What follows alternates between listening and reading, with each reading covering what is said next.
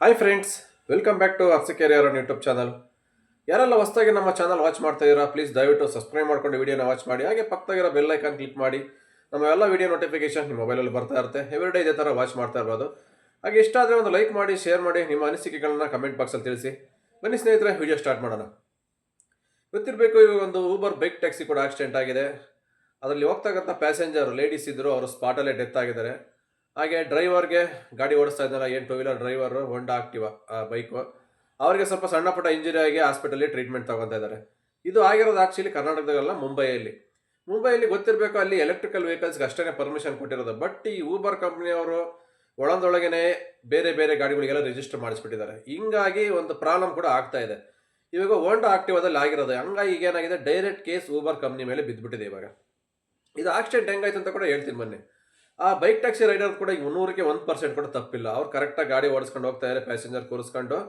But ಹಿಂದ್ಗಡೆಯಿಂದ ಬರ್ತಕ್ಕಂಥ ಒಂದು lorry ಏನು ಸಿಮೆಂಟ್ ಕಾಂಕ್ರೀಟ್ ಮಿಕ್ಸ್ ಮಾಡುತ್ತಲ್ಲ, ಈ ಒಂದು ಲಾರಿ ಹೆವಿ ಸ್ಪೀಡಾಗೆ ಬಂದು ರ್ಯಾಶ್ ಡ್ರೈವಿಂಗ್ ಮಾಡ್ಕೊಂಬಂದು ಆ ಟೂ ವೀಲರ್ ಬೈಕಿಗೆ, ಮುಂದೆ ಹೋಗ್ತಕ್ಕಂಥ ಬೈಕಿಗೆ ಡ್ಯಾಶ್ ಮಾಡಿದ್ದಾನೆ.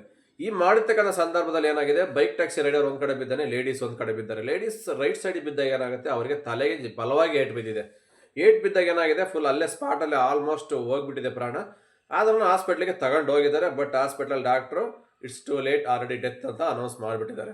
ಇದಕ್ಕೆಲ್ಲ ಕಾರಣ ಆ lorry driver, heavy rash driver. ಅದಕ್ಕೂ ನಾವು ತುಂಬ ಸರಿ ಹೇಳ್ತಾ ಇರ್ತೀವಿ, ಈ ಲಾರಿಗಳ ಹತ್ರ, BMTC ಬಸ್ಗಳ ಹತ್ರ ಆದಷ್ಟು ಸ್ವಲ್ಪ ಕೇರ್ಫುಲ್ಲಾಗಿ ಓಡಾಡಿ, ಟೂ ವೀಲರ್ ಬೈಕ್ಗಳು. ಯಾಕೆಂದರೆ ಅವರು ಹೈಟಲ್ಲಿ ಇರುತ್ತೆ ಲಾರಿಗಳು, ಏನು ಗೊತ್ತಾಗಲ್ಲ, ಎರಾಬೇರಿ ಸ್ಪೀಡಲ್ಲಿ ಬರ್ತಾ ಇರ್ತಾರೆ.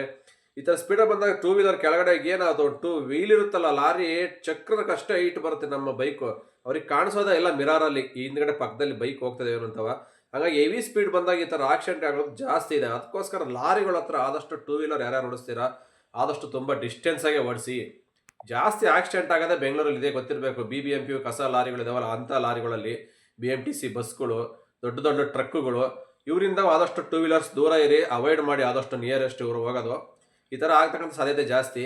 ಇನ್ನೂ ಒಂದು, ಇದಕ್ಕೆ ಆಕ್ಸಿಡೆಂಟ್ ಆಯಿತು, ಪಾಪ ಅವನು ಫುಲ್ ಹೆಲ್ಮೆಟ್ ಕೊಟ್ಟಿದ್ರೆ ಲೇಡಿಗೆ ಆದಷ್ಟು ತಲೆಗೆ ಏಟ್ ಬೀಳ್ತಾ ಇರಲ್ಲ. ಬಟ್ ಕ್ಯಾಪ್ ಹೆಲ್ಮೆಟ್ ಕೊಟ್ಟಿರೋದ್ರಿಂದ ಕೂಡ ತಲೆಗೆ ಬಲವಾಗಿ ಏಟ್ ಬಿದ್ದಿದೆ. ಹಂಗಾಗಿ ಆ ಲೇಡಿ ಕೂಡ ಡೆತ್ ಆಗಿದ್ದಾರೆ. ಇದು ಒಂದು ಪ್ರಾಬ್ಲಮ್ ಆಗಿದೆ. ಹಂಗಾಗಿ ಇವಾಗ ಬೈಕ್ ಟ್ಯಾಕ್ಸಿದು ಏನು ತಪ್ಪಿಲ್ಲ ಹೇಳ್ಬೇಕಂದ್ರೆ, ಯಾಕೆಂದರೆ ಅವರೇನೋ ಓವರ್ಟೇಕ್ ಮಾಡ್ಕೊಂಡು ಹೋಗಿ ಅವನು ಯಾವುದೋ ಒಂದು ಗಾಡಿ ಗುದ್ದಿ ಮಾಡಿರೋದಲ್ಲ. ಇವ್ರು ಕರೆಕ್ಟಾಗಿ ಹೋಗ್ತಾ ಇರೋ ಗಾಡಿಗೆ ಹಿಂದ್ಗಡೆಯಿಂದ ರ್ಯಾಶ್ ಡ್ರೈವಿಂಗ್ ಮಾಡ್ಕೊಂಬಂದು ಟ್ರಕ್ ಗುದ್ದಿರೋದು. ಇದು ಅವ್ರ ಪ್ರಾಬ್ಲಮ್ ಆಗಿಂದ ಆ ಟ್ರಕ್ ಎಲ್ಲ ಪೊಲೀಸರು ವಶಕ್ಕೆ ತಗೊಂಡು ಆ ಡ್ರೈವರ್ ಕೂಡ ಅರೆಸ್ಟ್ ಮಾಡಿ FIR ಕೂಡ ಹಾಕಿದ್ದಾರೆ. ಈ ಥರ ಪ್ರಾಬ್ಲಮ್ ಆಗಿದೆ. ಈಗ ಏನಾಗಿದೆ ಅಂದರೆ, ಮುಂಬೈಯಲ್ಲಿ ಗೊತ್ತಿರಬೇಕು, ನಾರ್ಮಲ್ ಕಮರ್ಷಿಯಲ್ ವೆಹಿಕಲ್ಸ್ಗಳಿಗೆ, ಪರ್ಸ್ನಲ್ ಓಡಿಸ್ತಾರಲ್ಲ ವೈಟ್ ಬೋರ್ಡ್ಗಳಿಗೆ ಯಾವುದೇ ಥರ ಪರ್ಮಿಷನ್ ಕೊಟ್ಟಿಲ್ಲ ಬೈಕ್ ಟ್ಯಾಕ್ಸ್ಗೆ.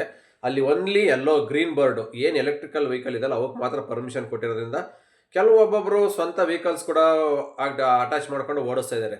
ಇವಾಗ ಇವನು ಓಡಿಸ್ತಾ ಇರ್ತಕ್ಕಂಥ ವೆಹಿಕಲ್ ಕೂಡ ಇವ್ರ ಹೆಸರಲ್ಲಿಲ್ಲ, ಅವ್ರು ಯಾವುದೋ ರಿಲೇಷನ್ ಹೆಸರಲ್ಲಿ ಇರತಕ್ಕಂಥ ಬೈಕ್ನ ರಿಜಿಸ್ಟರ್ ಮಾಡಿ ಊಬರ್ ಕಂಪ್ನಿಗೆ ಇವರು ಓಡಿಸ್ತಾ ಇದ್ದಾರೆ. ಹಿಂಗಾದಾಗ ಏನಾಗುತ್ತೆ ಅಂದರೆ, ಯಾವುದೇ ಕೂಡ ಇನ್ಸೂರೆನ್ಸ್ ₹1 ಬರಲ್ಲ. ನಾನು ಬೆಳಿಗ್ಗೆ ಕೂಡ ಒಂದು ವಿಡಿಯೋದಲ್ಲಿ ಹಾಕಿದ್ದೆ, ಇನ್ಸೂರೆನ್ಸ್ ಈ ಥರ ಪ್ರಾಬ್ಲಮ್ ಮಾಡ್ಕೊಂಡ ಖಂಡಿತ ಬರಲ್ಲ. ನೀವು ಯಾವ ಬೈಕು ರಿಜಿಸ್ಟರ್ ಮಾಡಿರ್ತೀರ ಕಂಪ್ನಿಗೆ, ಅದೇ ಬೈಕ್ ಗಾಡಿ ಇರಬೇಕು, ನೀವೇ ಓಡಿಸ್ತಾ ಇರಬೇಕು, ನಿಮ್ಮದೇ ಮೊಬೈಲ್ ನಂಬರ್ ಇರಬೇಕು ಎಲ್ಲ. ಹಂಗಿದ್ದಾಗ ಮಾತ್ರ ಕಸ್ಟಮರ್ಗೆ ಆಗಲಿ ನಿಮಗೆ ಆಗಲಿ ಏನಾದ್ರು ಆಕ್ಸಿಡೆಂಟ್ ಆದರೆ ಮಾತ್ರ ಕೂಡ ಇನ್ಸೂರೆನ್ಸ್ ಬರುತ್ತೆ. ಈ ಥರ ಯಾರ್ದೋ ಬೈಕ್ ರಿಜಿಸ್ಟರ್ ಮಾಡಿ ನೀವು ಯಾವುದೋ ಇನ್ನೊಂದು ಬೈಕಲ್ಲಿ ಕಸ್ಟಮರ್ನ ಕರ್ಕೊಂಡು ಹೋದಾಗ ಏನಾಗುತ್ತೆ, ಆಕ್ಸಿಡೆಂಟ್ ಆದರೆ ಇದಕ್ಕೆ ಕಂಪ್ನಿ ಕೂಡ ರೆಸ್ಪಾನ್ಸ್ ತಗೊಳ್ಳಲ್ಲ. ಅವರು ಕೇರ್ಲೆಸ್ ಮಾಡಿಬಿಡ್ತಾರೆ, ನಮಗೂ ಇದಕ್ಕೂ ಸಂಬಂಧ ಇಲ್ಲ, ನಾವು ರಿಜಿಸ್ಟರ್ ಮಾಡಿಕೊಟ್ಟಿರೋದೇ ಒಂದು ಬೈಕು, ಅವ್ರು ಯಾವುದೋ ಬೇರೆ ಬೈಕಲ್ಲಿ ಓಡಿಸ್ತಾ ಇದ್ದಾರೆ, ನಾವೇನು ಮಾಡೋಕ್ಕಾಗತ್ತೆ ಅಂತ ಕಂಪ್ನಿ ಜಾರ್ಕೊಂಡ್ಬಿಡ್ತಾರೆ. ಆನಂತರ ಆ ಕೇಸು ನಿಮ್ಮ ಮೇಲೆ ತಿರುಗಿ ಬೀಳುತ್ತೆ. ನಾಳೆ ದಿವಸ ಕೋರ್ಟಲ್ಲಿ ಎಷ್ಟು ಅಮೌಂಟ್ ಆ ಲೇಡಿ ಕಟ್ಕೊಡ್ಬೇಕು ಅಂತಂದ್ರೆ ಕೋರ್ಟ್ ಅನೌನ್ಸ್ ಮಾಡಿದರೆ ಆ ಅಮೌಂಟ್ ಎಲ್ಲ ನೀವು ಪೇ ಮಾಡಬೇಕಾಗತ್ತೆ ಕೈಯಿಂದವ. ಏನು ಬೈಕ್ ಟ್ಯಾಕ್ಸಿ ರೈಡ್ ಮಾಡ್ತಾ ಇರ್ತೀರಲ್ಲ, ನೀವು ಮಾಡಬೇಕಾಗತ್ತೆ. ಈ ಥರ ಕೇಸ್ಗಳು ಕೂಡ ಸಾಧ್ಯತೆ ಜಾಸ್ತಿ ಇದೆ. ಯಾಕೆಂದ್ರೆ ಅದಕ್ಕೋಸ್ಕರ ಹೇಳ್ತೀವಿ, ನೀವು ಯಾವ ಬೈಕಲ್ಲಿ ರಿಜಿಸ್ಟರ್ ಮಾಡಿರ್ತೀರೋ ಅದೇ ಬೈಕಲ್ಲಿ ಓಡಿಸಿ. ನಾನು ಪದೇ ಪದೇ ಹೇಳ್ತಾ ಇರ್ತೀನಿ, ಈ ಥರ ಪ್ರಾಬ್ಲಮ್ ಆದಾಗ ತುಂಬ ಫೇಸ್ ಮಾಡಬೇಕಾಗಿರೋದು ನೀವೇನೆ. ಕಂಪ್ನಿಯವ್ರು ಹೆಂಗೋ ತಪ್ಪಿಸ್ಕೊಂಬಿಟ್ರೆ ನಾಳೆ ದಿವಸ ನಿಮ್ಮನ್ನು ಹಿಡ್ಕೊತಾರೆ ಲಾಸ್ಟಲ್ಲಿ ಬಂದು.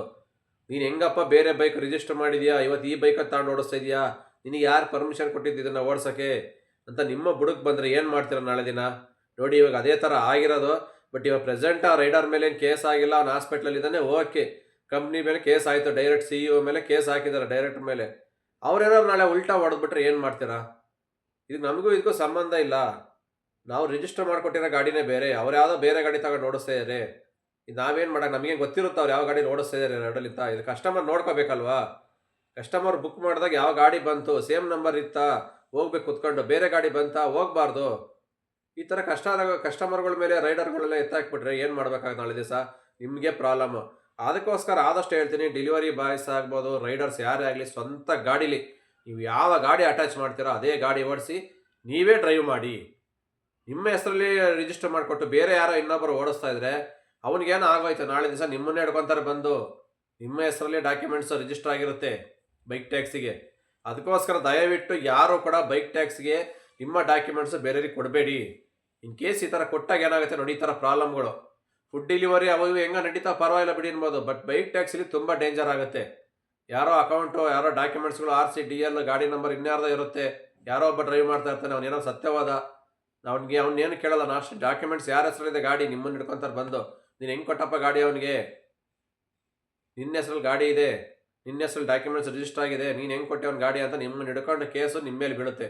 ಅದಕ್ಕೋಸ್ಕರ ಯಾರು ಅಷ್ಟೇ ನಿಮ್ಮ ಡಾಕ್ಯುಮೆಂಟ್ಸು ನಿಮ್ಮ ಫ್ರೆಂಡ್ಸೇ ಆಗಿರ್ಬೋದು, ಎಷ್ಟೇ ಕ್ಲೋಸ್ ಫ್ರೆಂಡ್ಸೇ ಆಗಿರ್ಬೋದು, ಯಾರಿಗೂ ಕೊಡಬೇಡಿ. ಬೇರೆಯವ್ರ ಹೆಸರಿಗೆ ID ರಿಜಿಸ್ಟ್ರೇಷನ್ ಮಾಡೋಕ್ಕೂ ಕೊಡಬೇಡಿ. ತುಂಬ ದಿನ ಪ್ರಾಬ್ಲಮ್ ಇದು, ಮುಂದೆ ದೊಡ್ಡ ಪ್ರಾಬ್ಲಮ್ ಆಗ್ತವೆ. ಈಗ ಆಗಿದೆ ನೋಡಿ, ಇವಾಗ ಮುಂಬೈಲಿ ಇದು ಆಕ್ಸಿಡೆಂಟು, ಬೇರೆ ಯಾರ್ದೋ ರಿಲೇಷನ್ ಗಾಡಿ ಅಟ್ಯಾಚ್ ಮಾಡಿದ್ದಾನೆ, ಇವನು ಯಾವುದೋ ಇನ್ನೊಂದು ಗಾಡೀಲಿ ಓಡಿಸ್ಕೊಂಡು ಹೋಗಿದ್ದಾನೆ. ಈಗಾಗದಾಗಿಂದ ಏನಾಗುತ್ತೆ, ಪ್ರಾಬ್ಲಮ್ ಜಾಸ್ತಿ ಆಗಿದೆ. ಅದಕ್ಕೋಸ್ಕರ ನಾಳೆ ದಿನ ತುಂಬ ಕೇರ್ಫುಲ್ ಆಗಿರಿ. ಈ ಥರ ಎಲ್ಲ ಸಮಸ್ಯೆ ಇಲ್ಲೂ ಆಗ್ಬೋದು. ಇವಾಗ ಮುಂಬೈಯಲ್ಲಾಗಿದೆ, ನಾಳೆ ಬೆಂಗಳೂರಲ್ಲೂ ಕೂಡ ಆಗ್ಬೋದು, ಹೇಳೋಕ್ಕಾಗಲ್ಲ ಹೆಂಗೆ ಅಂತ. ಬಟ್ ಬೈಕ್ ಟ್ಯಾಕ್ಸಿ ಆಕ್ಸಿಡೆಂಟ್ ಆಗಿದೆ, ಬಟ್ ಅದು ಮಿಸ್ಟೇಕ್ ಇವ್ರದಿಲ್ಲ, ಲಾರಿ ಮಿಸ್ಟೇಕ್ ಆಗಿರೋದ್ರಿಂದ ಇವಾಗ ಪ್ರಾಬ್ಲಮ್ಮು ನೀವೇ ಫೇಸ್ ಮಾಡಬೇಕಾಗತ್ತೆ. ಅದಕ್ಕೋಸ್ಕರ ಹೇಳ್ತಾ ಇರ್ತೀನಿ, ಪದೇ ಪದೇ ಈ ಥರ ಪ್ರಾಬ್ಲಮ್ ಕ್ರಿಯೇಟ್ ಮಾಡ್ಕೊಬೇಡಿ. ರೈಡರ್ಸ್ ಯಾರ್ಯಾದ್ರೂ ಕೇರ್ಫುಲ್ಲಾಗಿ ಡ್ಯೂಟಿ ಮಾಡಿ. ಆದಷ್ಟು ನೀವು ಫುಲ್ ಹೆಲ್ಮೆಟ್ ಹಾಕೊಳ್ಳಿ, ಹಿಂದೆ ಕೂತಿರ್ತಕ್ಕಂಥ ಪ್ಯಾಸೆಂಜರ್ಗೂ ಫುಲ್ ಹೆಲ್ಮೆಟ್ ಕೊಡಿ. ಸ್ವಲ್ಪ ಸೇಫ್ಟಿ ಇರುತ್ತೆ. ಏನೋ ಸಣ್ಣ ಪುಟ್ಟ ಏಟ್ ಆದ್ರೂ ತಲೆಗೆ ಏಟ್ ಬಿಡಲ್ಲ. ಮೈನ್ ತಲೆಗೆ ಏಟ್ ಬಿದ್ದರೆ ಪ್ರಾಣನೇ ಹೋಗುತ್ತೆ. ಈಗ ಲೇಡಿ ಕೂಡ ಹಂಗೆ ಆಗಿರೋದು, ತಲೆಗೆ ಏಟ್ ಬಿದ್ರಿಂದ ಪ್ರಾಣನೇ ಹೊರಟೋಯ್ತು. ಹಂಗಾಗಿ ಈ ಥರ ಸೇಫ್ಟಿ ಹೆಲ್ಮೆಟ್ ಹಾಕೊಳ್ಳಿ, ಯಾವುದೇ ಥರ ತೊಂದರೆ ಆಗಲ್ಲ. ಸಣ್ಣ ಪುಟ್ಟ ಏಟಾದರೆ ಏನೋ ಒಂದು ಹುಷಾರು ಮಾಡ್ಕೋಬೋದು ಹಾಸ್ಪಿಟ್ಲಿಗೆ ತೋರಿಸ್ಕೊಂಡು. ಜೀವನೇ ಹೋದರೆ ಯಾವ ಹಾಸ್ಪಿಟ್ಲಿಗೂ ವಾಪಸ್ ಬರಲ್ಲ.